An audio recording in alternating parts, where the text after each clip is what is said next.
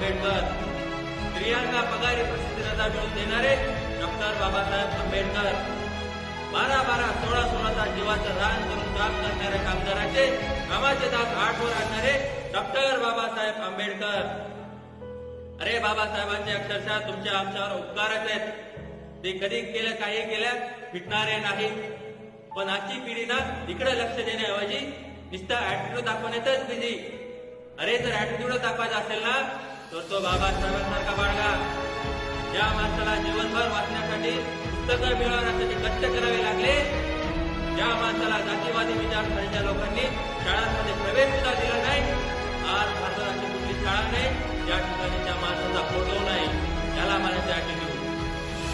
अरे ज्या माणसाला मंदिरात पाय सुद्धा ठेवून देत नव्हते, पण आज भारतात असा कुठला जिल्हा नाही ज्या ठिकाणी ज्या माणसाचा पुतळा नाही, त्याला म्हणायचे ऍटिट्यूड.